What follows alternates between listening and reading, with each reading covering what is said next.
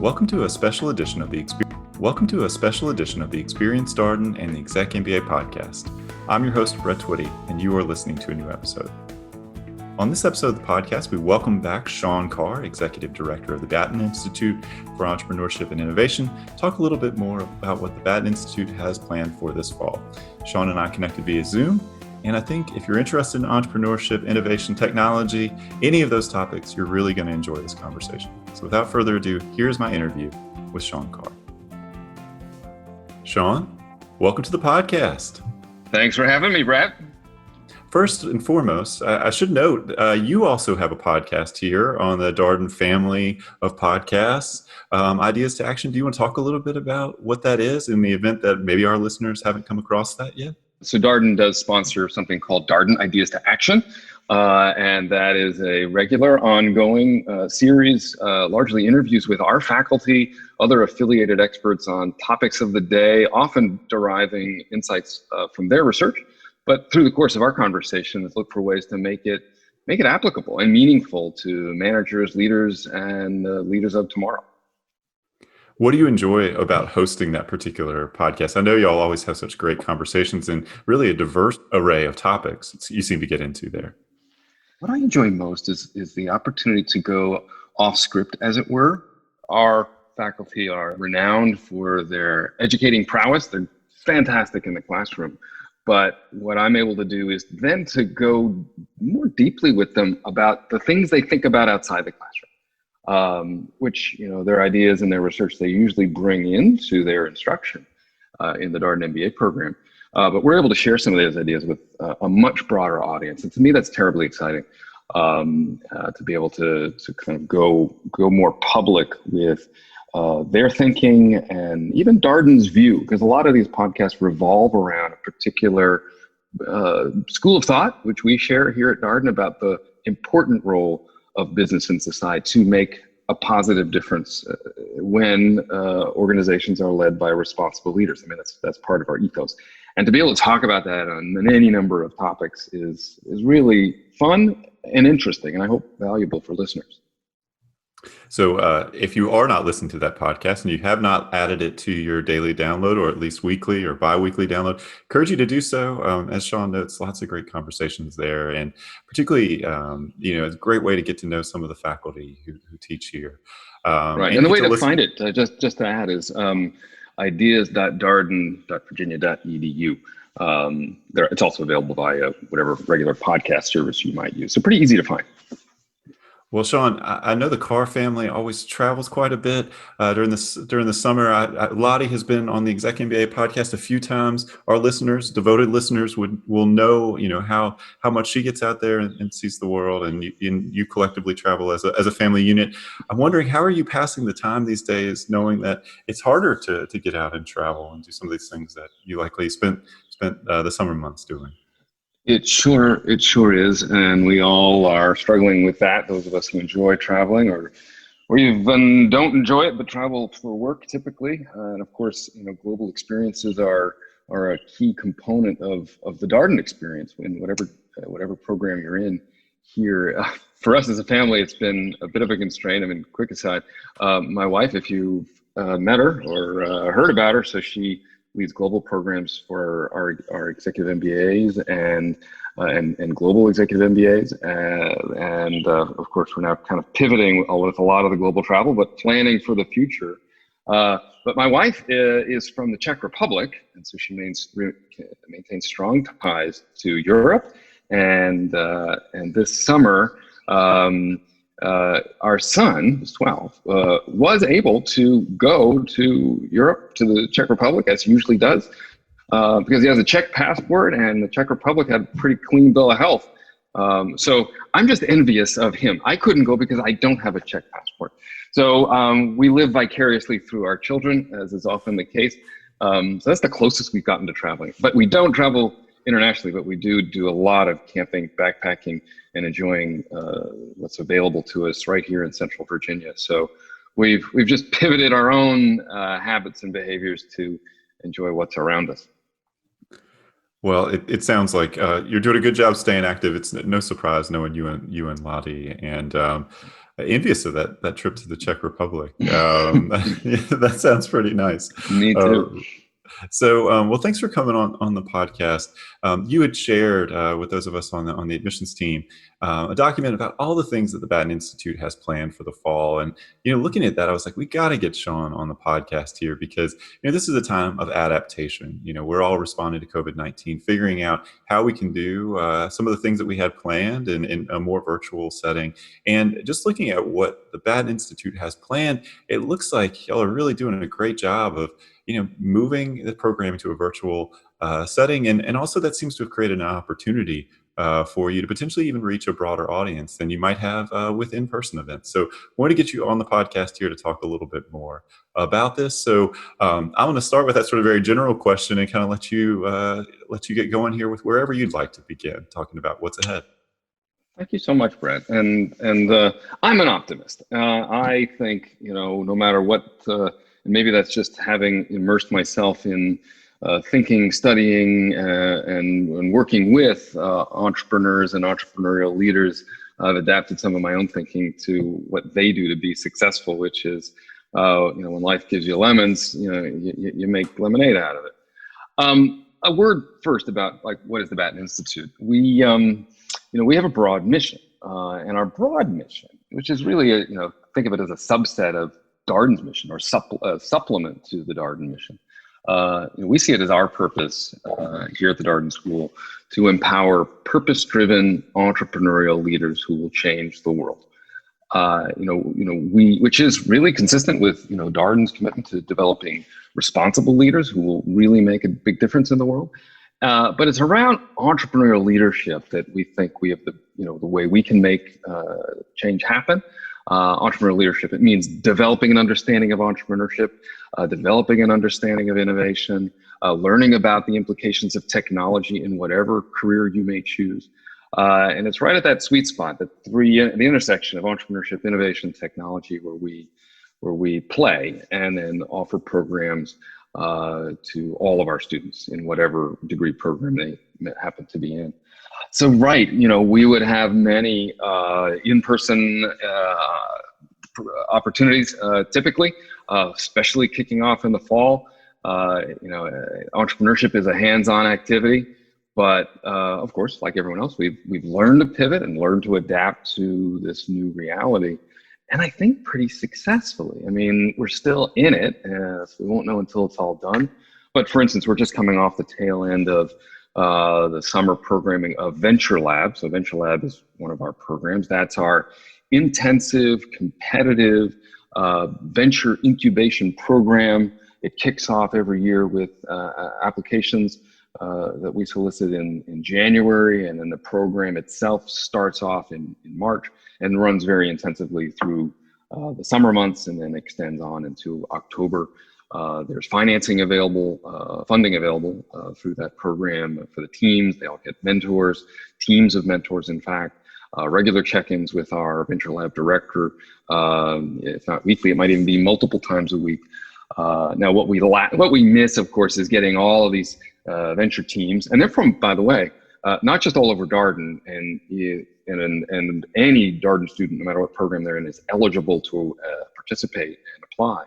But we actually take in teams from the rest of the university. So from the engineering school, the med school, we have faculty, staff sometimes have really competitive ideas that they're trying to advance. So it's a really robust program. We usually do it in our iLab, which we've had to sort of put on hiatus for a while, and we moved everything online, but it really worked. People love the programming. We just did our demo day about a week ago, and there was high energy, high excitement, and a lot of the teams that are now kind of, if they're students, they're moving back into an academic mode. They're still continuing on with their ideas. So that's one where we've already seen evidence that we could make this sort of continue to sort of center of energy. So Venture Lab is one, and if you're interested in entrepreneurship, I definitely keep your eye on that, particularly if you have an idea you'd like to build with yourself or by yourself or with a team. As we look ahead to the fall, we at the Batten Institute team, so we have a team of 14 people. Our institute's been around, Darden, for 20 years, so we're very well established. And we have a very strong cadence of activity, year in, year out. But as we look to this fall, given that it's different, we thought, well, what can we adapt that's going to maybe serve the needs of our students and others, given the constraints that they may be facing. And so one thing I'd like to highlight, since this is an opportunity to share, is it's actually something kind of new called the Startup Seminar Series. And again, this is available for any Darden student, no matter what program. It's a seminar, but it's not for credit. So think of it as a co-curricular activity. Just contact us. You can sign up. There is a website for it if you want to learn more about it, strtp.com. There's a website. It meets weekly starting in week of September 1st. Every Tuesday, 4:30. It's about an hour. Yes, there will be cases, but minimal amount of prep. And we've made this open to any PhD student across the University of Virginia. So you get to meet some pretty impressive people from many different disciplines, as well as many other Darden students, whether they're executive MBA or full-time residential MBA in any year, to just kind of learn the ropes of what's the startup world all about. David Tuvey, who's led our iLab operations for a long time, been an entrepreneur himself. He's leading this. He's done it for a couple of years just for PhDs. Now we've extended that program. So this is an example of how we pivoted. We'd say, hey, why don't we take our PhD program about startups and technology startups and open it up to the MBAs as a sort of a supplement to what they may be doing in their core coursework.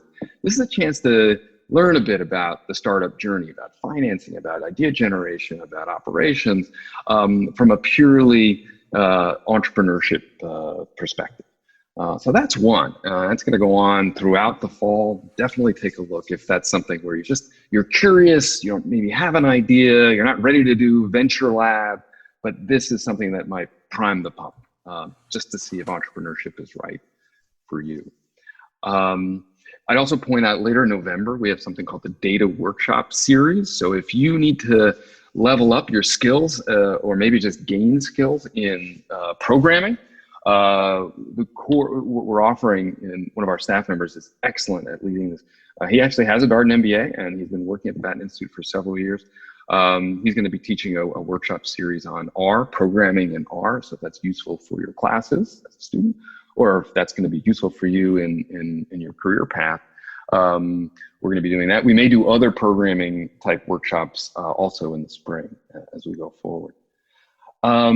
Another thing I'd like to highlight is something called, we call it VPX for short, got to have an acronym, which stands for Venturing Projects. X is in the variable, the unknown, you fill in the blank, but Venturing Project. If you're a Darden student and you actually have an idea, or maybe it's a project that you think could be a venture and you'd like to advance it, well, we have set up a system through the Batten Institute to provide you with the support you need to, one, get academic credit for working on that. And so we'll work with you to get through the process of getting that approved as an independent study, a formal independent study you get credit for.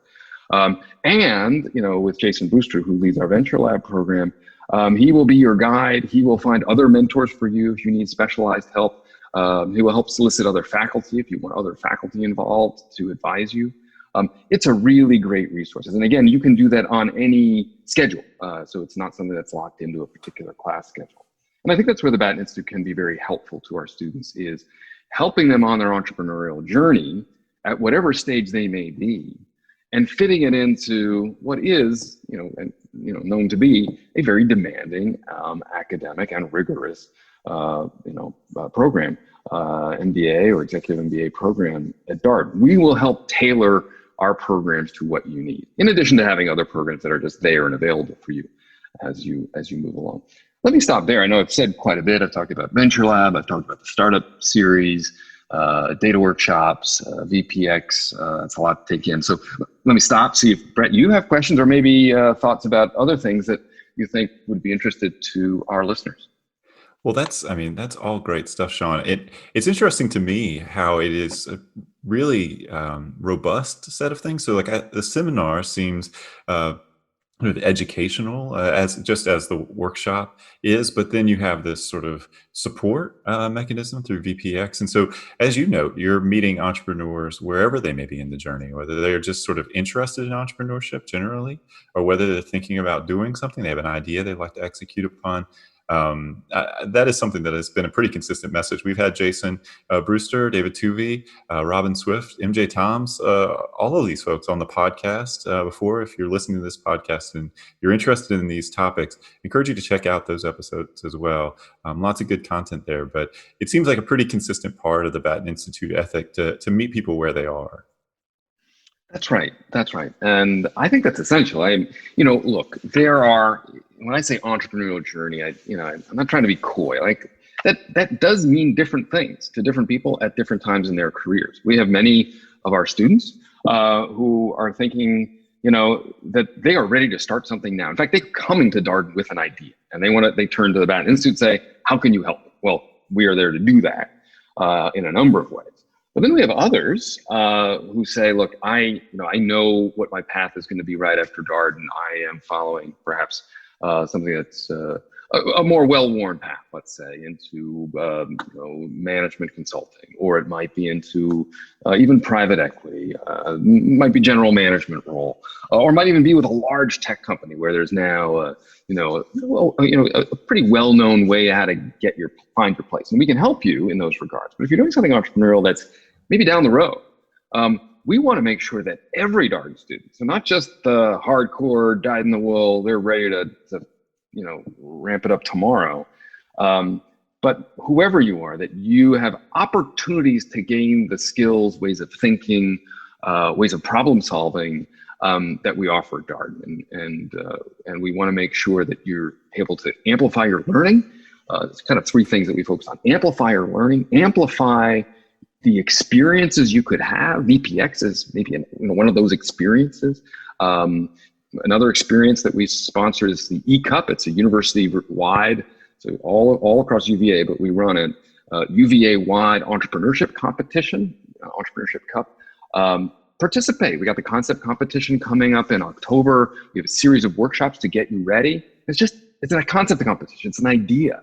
Just try it out, be judged, have your idea be judged, and that might set you on a path. But the third area where we try to be most helpful and meet our students where they are is in connection. So it's helping their learning, helping their experience, and helping their connections and networking.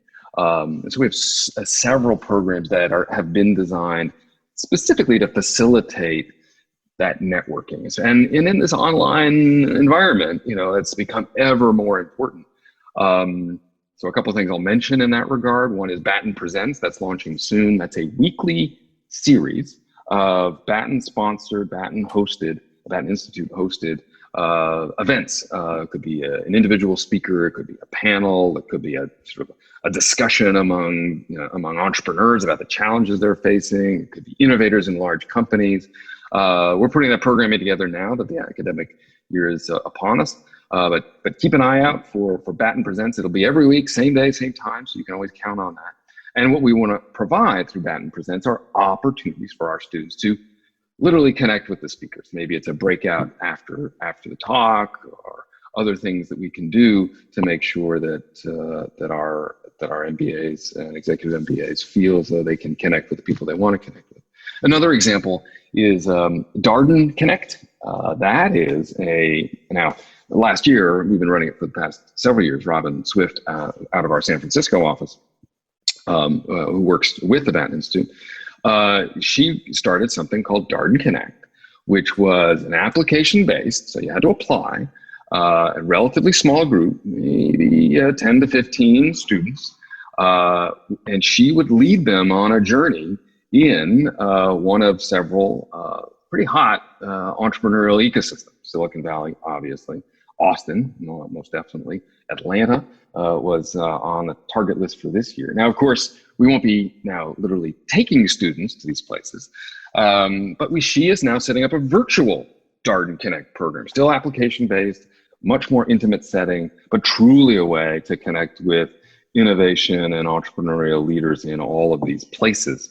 It's a wonderful experience. It's not a job trek. This is not, oh, let's take you around and interview. And because the types of people we know, venture capital firms and the like, they tend not to be just hiring. They may at some point, but this is a way for our students to get a very unique foot in the door and early stage relationship with many of the people who are in our network, West Coast and beyond. So keep an eye out for that. I think it's something very valuable. And again, it's something any student can do at any point in their career. And I say we, I really do mean, Robin does a beautiful job of curating these programs. So Darden Connect in Austin, let's say, curating the program to the interest of the students who are selected, meaning what do they want to do and who do they want to meet? And then curating on the other side, the types of students who our network of experts and leaders who they want to meet. Maybe they're looking for people with a data science background, for instance. We kind of cultivate that as well. So it's pretty exciting and very, in typical Darden fashion, very hands-on and very student-focused. So keep your eyes out for that. But it's anyway, just, again, Batten is here to help you in your learning, help you in gaining experience, and help you in connecting and networking. Even when we're all somewhat physically distant, we can still make that happen. Another thing that we've talked about here on the podcast are some of the conferences that the Batten Institute hosts. Our students have mentioned participating in them and obviously getting a lot out of those experiences. This is not the easiest time in the world to be having a conference. So what are your plans for? Yeah. It is the year of thank you, Brett. It is the year of the unconference, isn't it?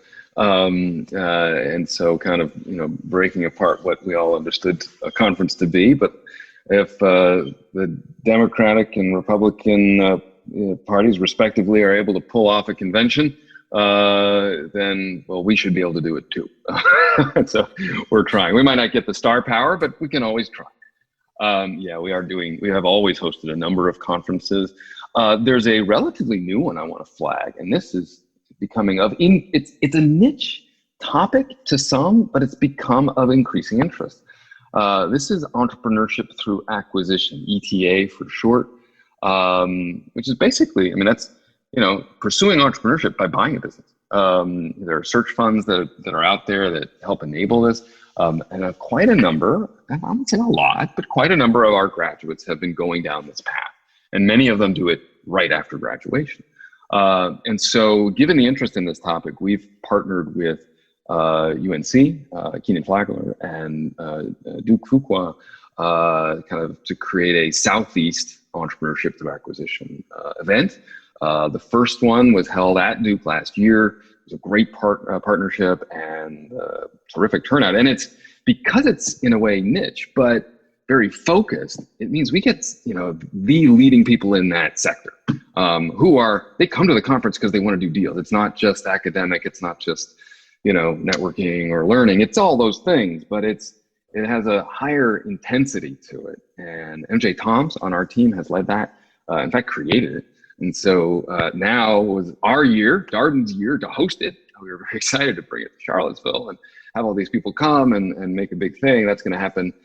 It was going to happen in October, and it is going to happen in October, except we're going to pivot online. So now she's reimagined the event, again, with Duke and UNC, to be a weekly conference with kind of a weekly event starting October 14th and going for 3 weeks. Then that's something if you're interested in what that is, and we do at Batten like to stay a bit on the bleeding edge, at least as much as we can, on the interests of our MBAs and where they want to make a difference. This is a hot topic.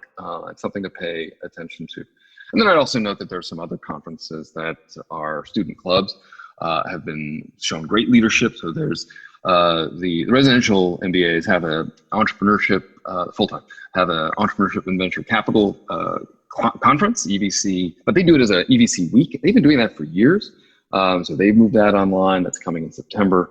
And then in November, the Darden Tech Club will be hosting their Tech Club or Tech Week. And they will be, and that'll be again November. And I know they've already started to line up their speakers, and so pay attention to that. That's independent of the Batten Institute, but we like to make others, aware of it just because it's a important part of the Darden ecosystem. Yeah, that's fantastic, and I was excited to see the Entrepreneurship through Acquisition conference there. Some of our listeners may know what a search fund is, but I can say, as someone who came from a law school background and came to Darden, I heard people talking about a search fund, and I had no idea what it was. Do you want to tell a little bit more about exactly what a search fund is and does? Yeah, I mean, at a high level, it's a search fund. It's an investment vehicle.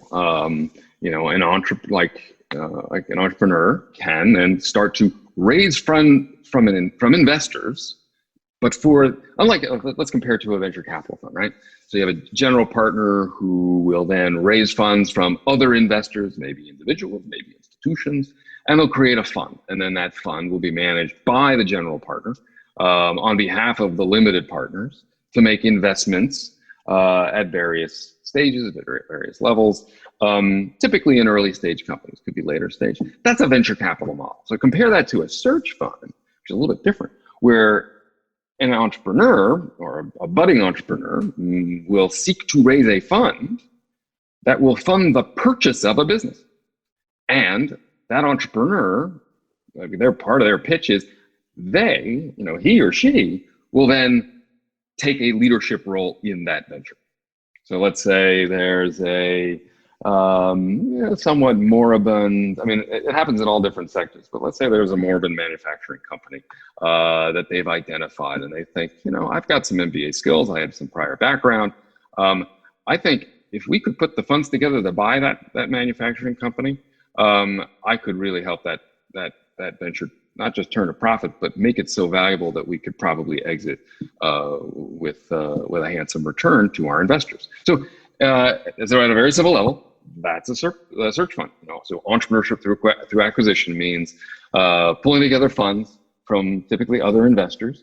It may not need a lot, varying sizes, so that individual, or it could be a team, then take on the leadership of that venture. And so they're really then entrepreneurs with independent funding, and then they seek to have an exit in some reasonable amount of time.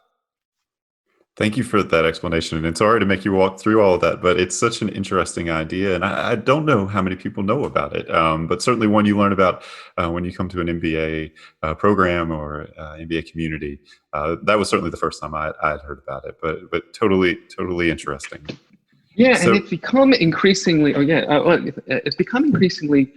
sort of popular and interesting among MBAs because an MBA program, especially at Darden, where the community is so tight and the alumni network is so tight and strong, that you develop this immediate network, and it's from that network you're often sourcing either the deals and opportunities that you would seek to invest either money or your time and talent, or the investors who might invest in, who would be the funders of the search fund that you're. It's a search fund, and that you're searching for an investable opportunity that you will then lead. So I'm excited about it. I'm glad we could continue to host it. Well, it'll be different this year, but we're going to do it. One of the questions that we have been getting, Sean, is obviously as admissions team members, we have transitioned a lot of our events online.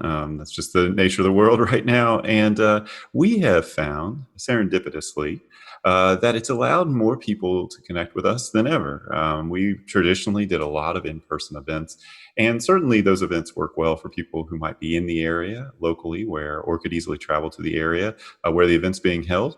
But if you live further away, obviously not so convenient. But online is this democratic platform. If you have an internet connection, you could potentially join the event that we're offering.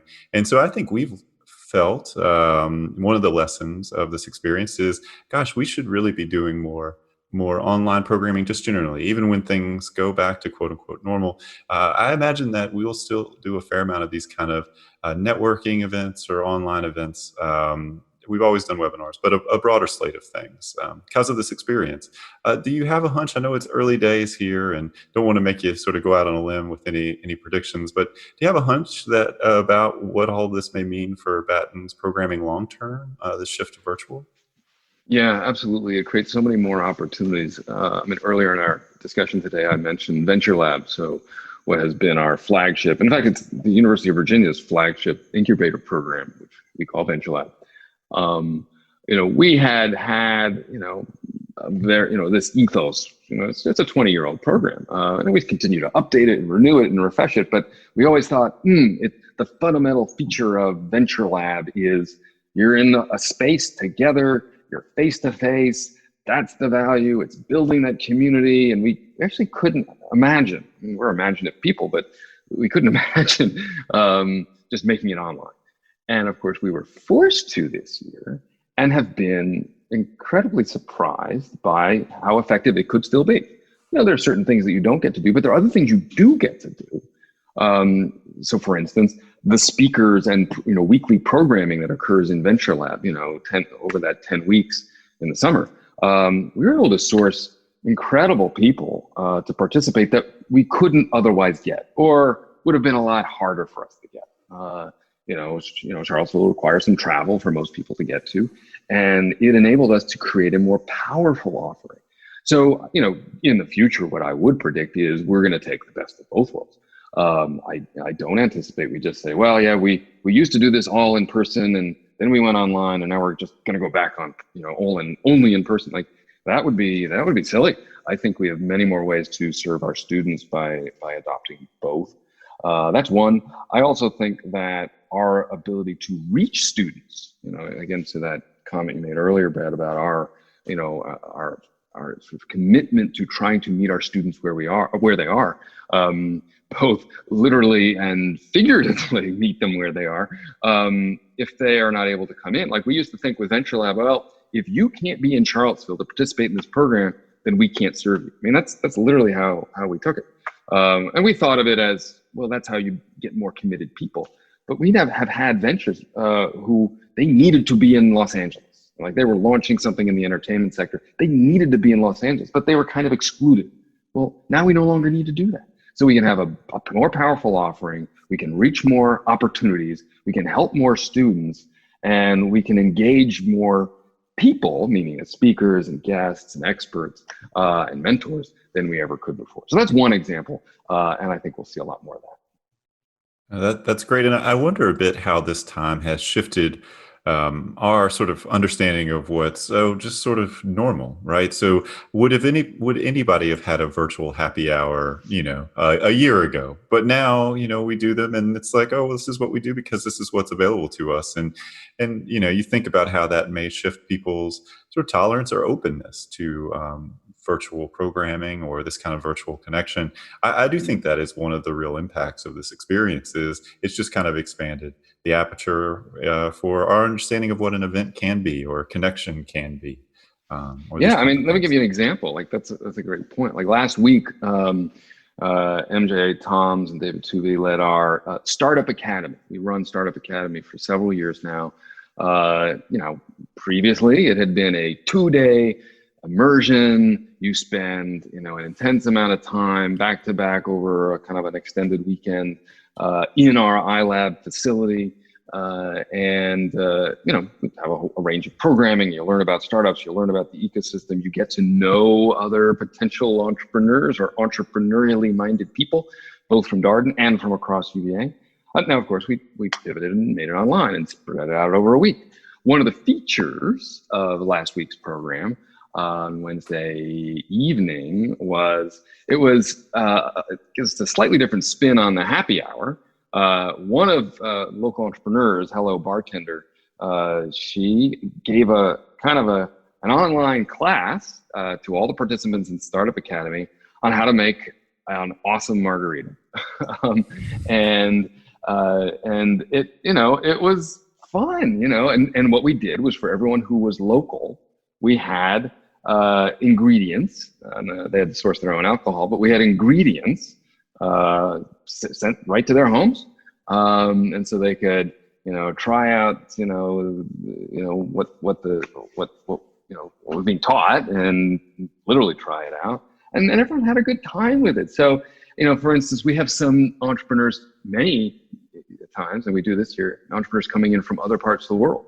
And we have a guy who runs a tea business in Nepal. We have a woman who has coming in with a mezcal business that she started in Mexico. She's based in Mexico City. Well, wouldn't it be fun to do this with them from such distant places, even if they're not here at the moment, let's say before they arrive or after they graduate? So I don't know, so many more options are on the table and become more acceptable and valuable than they would have been before. Yeah, that's a fantastic point, and it does sound like a really fun class. I think people would be generally interested in that margarita recipe, so that's what I imagine.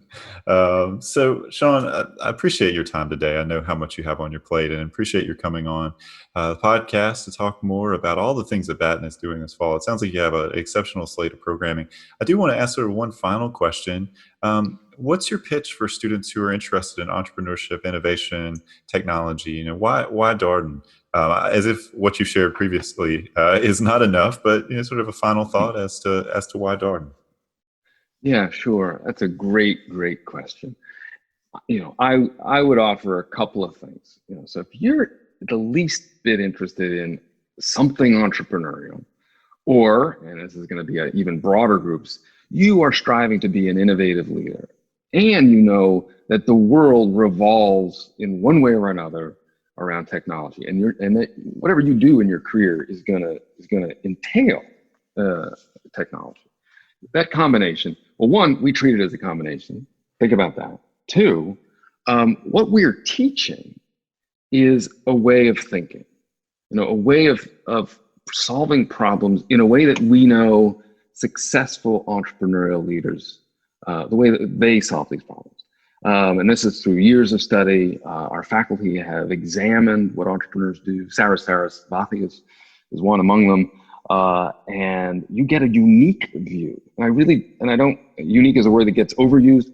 I do feel it is unique. Now, her work has been embraced around the world, but this is her home. So you get a unique view on what it means to be an entrepreneurial leader, and that's what we offer.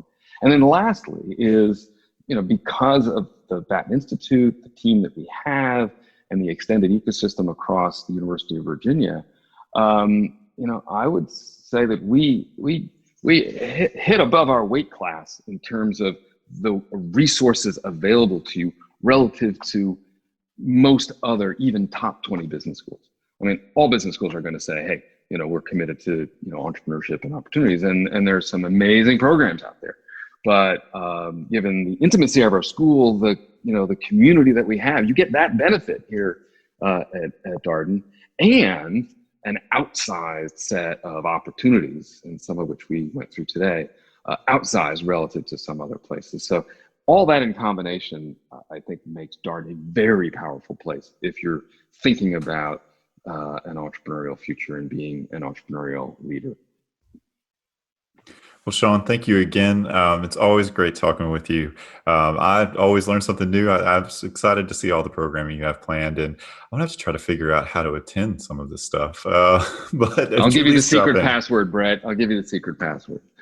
Well, thank you. Like a speakeasy. Well, thank you again. And one more time for people who haven't had a chance to listen to Darden Ideas to Action podcast. What's that? Yep, Ideas to Action. It's ideas.darden.virginia.edu, or you can find it on Apple Podcasts, Spotify, and elsewhere. And that was my interview with Sean Carr, Executive Director of the Batten Institute for Entrepreneurship and Innovation here at the Darden School of Business. As always, if you have any comments, suggestions, requests, anything you'd like for us to cover here on the podcast, we're all ears. We can be reached at Darden, that's DARDEN, @virginia.edu. As always, until next time, stay safe, be well, and thanks for listening.